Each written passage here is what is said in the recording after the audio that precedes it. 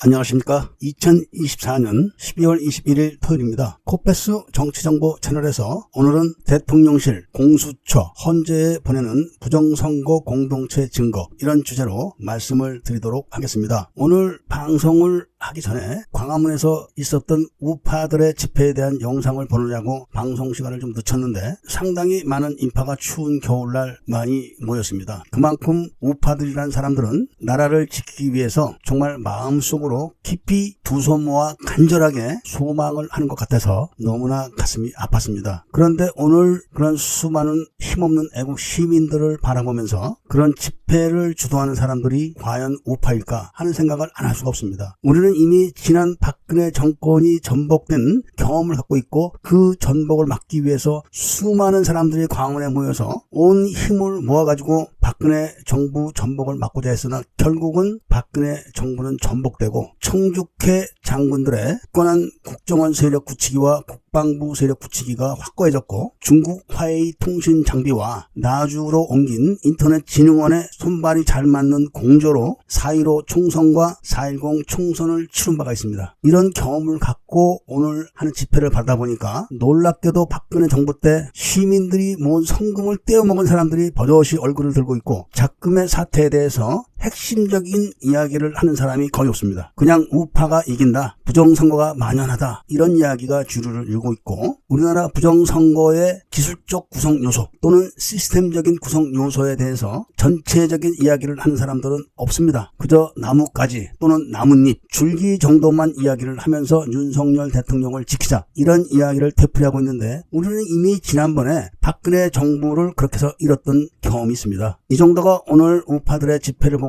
느낀 소감이라는 것을 말씀드리고, 오늘 본격적으로 제가 드릴 말씀은 먼저 번에도 말씀드렸듯이 이번 대통령 탄핵은 지난 문재인 정권 때부터 국정원에 있는 국가경영전략연구원에서 기획을 하면서 국정원이 그 기획을 정치 공작화하고 민주당에 있는 민주연구원이 정치 공작을 실행하는 그런 것이라는 것을 미리부터 말씀을 드렸었습니다. 오늘 광화문에 말로는 1000만 인파가 모였다. 그리고 그 인파들 앞에서 수많은 우파 대표라고 하는 사람들이 입을 모아서 선동을 했지만 국가경영전략연구소나 민주연구원 또는 국정원 이야기를 하는 사람은 단 한 명도 없었습니다. 그냥 무조건 윤석열 대통령이 이긴다, 부정선거가 있다, 많이 모이자, 이런 선동이 난무했을 뿐이고 작금의 사태가 윤석열 정부 초기에 소모성 정치 일정 단계에서 혼란성 정치 일정 단계로 접어들었다, 이런 이야기를 하는 사람도 없습니다. 뉴스를 보니까 농민단체에서 트랙터를 수십 대 가지고 올라와서 서울로 진입한다, 이런 보도를 했었는데 바로 그런 것이 혼란성 정치 단계로 진입한 겁니다. 앞으로 좌파들은 상황을 봐가면서 수위를 조절할 것 같은데 아직도 좌파들은 반납하지 않은 칼빈 탄환이 17만 5천 발이나 있고 카빈총이 980정 이상 있습니다. 그렇기 때문에 툭 하면은 카빈총을 들고 나온다, 이런 협박을 하고 있는데 바로 청청모에서 그런 사실과 북한 군대를 한국군에 편제시켜가지고 한국군 행세를 하다가 11여단 총에 맞아서 북한군 한 명이 한국군 신분으로 사살되었는데 한국군 신분이기 때문에 당연히 동작동 5.18 묘역에 안장이 돼야 되지만 한국군이 아니니까 동작동에 안장을 못해서 지나가던 통합병원 방위병을 쏴 죽이고 그 방위병이 전교사 소속이다, 이렇게 속여가지고 그 방위병을 북한군 대리로 매장을 해서 지금까지 속인 사건을 밝혀내가지고 5.18 진상조사위원회와 수사기관에 고발 조치를 했는데 3년이 지나도록 지금껏 수사조차를 하지 않고 있습니다. 이거야말로 결정적인 내란 증거가 확실함에도 불구하고 일체 조사를 안 하면서 대통령이 국정원의 보고서에 근거해가지고 대통령의 통치 행위로 발동했던 비상계엄 조치를 내란으로 규정해서 신속하게 지금 수사를 하고 있는 걸 보면은 이미 대한민국은 DPRSK로 진입되었다, 이렇게 감히 확실하게 말할 수가 있는 겁니다. 이제 한반도는 곧 DPRSK, DPRNK 이렇게 구분이 되는 단계로 진입하게 되는데 그것이 바로 내각 책임제 또는 연방제 형태로 될 겁니다. 대한인민민주공화국, 조선인민민주공화국 이렇게 한국말로 부를 수 있지만 데모크라시 피플 오브 리퍼블릭 사우스 코리아 이렇게 해서 DPRSK로 통칭될 것이고 북한은 노스 코리아 DPRNK로 공식화될 겁니다. 이런 정치 상황을 눈앞에 두고 박근혜 정부 전복 사건 때 시민들이 거둔 모금을 떼어먹은 사람들이 오늘 또 앞장서서 떠들고 있는 걸 보고 제가 정말 좌절을 했습니다. 오늘 대통령실과 공수처와 헌재에 보내는 결정적인 증거물이라는 것이 바로 국정원이 선관위의 서버를 보안 점검을 했다고 발표한 날, 바로 그 다음날 벌어졌던 화곡동 보궐선거 때 벌어진 일들, 그 일들에서 확보된 명백한 증거들을 대통령실과 공수처와 헌재에 보내려고 하는 겁니다. 국정원은 선관위 서버를 2달 넘게 보안 점검을 했다고 했는데 보안 점검은 2주 이내에 다 끝납니다. 아무리 중요한 보안 점검을 철저하게 한다고 해도 2주 이내에 다 끝납니다. 2달이 넘게 한 것은 4.15 총선 때 많이 발각되었던 부정투표 용지들 때문에 그거를 보완하는 프로그램을 업데이트를 한 것이고 선관위는 최종 집계된 데이터가 기계적으로 또 디지털로 선관위 서버로 보내지는 것이 아니라 개표장에 보이지 않는 장소에 설치된 컴퓨터로 사람에 의해서 입력된다는 것을 명백하게 확인을 해줬고 그런 시스템에 의해서 투표 용지가 인쇄돼서 나오는 것을 촬영을 하지 못하게 하기 위해서 경찰청에서는 선관위의 요청을 받아가지고 경찰청 서버를 통해서 10만 경찰관들이 개표장에서 단속을 할 때 소지하는 단말기에다가 위 변조된 공직선거법 162조 2항을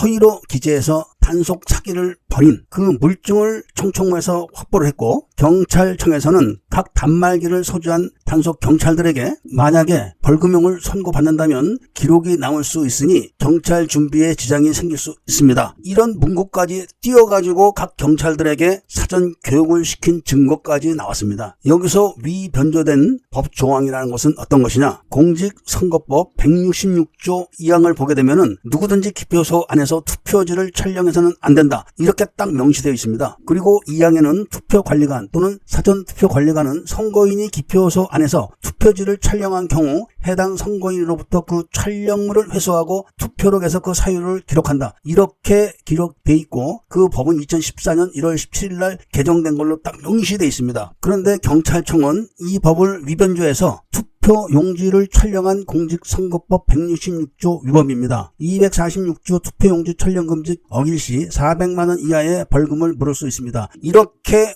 허위로 기재해가지고 단속을 시켰던 겁니다. 투표지와 투표용지는 엄격한 법적 차이가 있습니다. 법에서 말하는 투표지는 투표용지에 기표를 한 것을 말하는 겁니다. 그러니까 투표 용지에다가 투표자가 기표를 한 투표지는 절대로 촬영을 해서는 안 되는 겁니다. 그런데 경찰은 경찰청 서버를 이용해서 투표 용지 촬영이라고 딱 못을 박아놓고 불법으로 인쇄된 부정투표 용지를 촬영한 참관인들에게 경찰 단말기를 보여주면서 부정투표 용지를 촬영한 휴대폰을 뺏어서 현장에서 다 지워버리고 투표 용지 촬영 금지법이 아니라 소란죄로 기소를 하는 단속 사기를 벌인 겁니다. 그래서 그 조항 밑에다가 만약에 벌금형을 선고받는다면 기록이 남을 수 있으니 경찰 준비에 지장이 생길 수 있습니다. 라는 경찰 용어로 주의사항까지 기재를 했기 때문에 조직적으로 체계적으로 경찰 차원에서 선관위의 요청을 받아가지고 이런 단속 사기를 했기 때문에 4.10 총선에서는 배춧잎 투표용지라든지 불법 부정 투표용지가 단 한 건도 사진으로 나오지 않았던 겁니다. 이러한 결정적인 물증을 다 확보한 총총무의 주장을 어떤 우파 단체라든지 유튜버라든지 심지어는 오늘 광화문의 집회에서 나와서 떠들던 사람들조차 모두 다 외면을 하고 있습니다. 그리고 판에 박은 듯이 입에서 나오는 대로 부정선거 하지 마라, 부정선거다, 요 말만 되풀이하고 있는 겁니다. 생각이 있고 정신이 똑바로 박힌 애국 시민들이라면은 이번에도 박근혜 대통령 탄핵 당시처럼 그저 우왕좌왕 하다가는 윤석열 대통령마저도 탄핵당한다는 것을 명심하시고, 그렇게 되면은 대한민국은 이제 DPRSK로 불려지게 될 것이고 이런 정치 유튜버 방송도 하지 못하게 될 거란 말씀을 전해드리면서 오늘 이야기를 마치도록 하겠습니다. 그리고 휴대폰에서 총총모 홈페이지를 찾을 때 총총모라고 검색어를 띄우고 나타나는 화면에 맨 위에 보면은 앱으로 여시고 아시겠습니까 하는 안내 문구가 나오는데 그 앱을 휴대폰에 설치를 하시게 되면은 청총모에서 알려드리는 모든 정보를 실시간으로 알림으로 받을 수도 있고 자기의 의견 또는 전달 사항 등등 자유 게시판을 사용하실 수가 있기 때문에 이 방송을 들으시는 모든 분들께서는 청총모 홈페이지에 들어오셔서 앱을 깔으셔가지고 윤석열 대통령 지키기에 앞장서 주시기를 부탁드리면서 이야기를 들어주신 데 대해서 감사드립니다.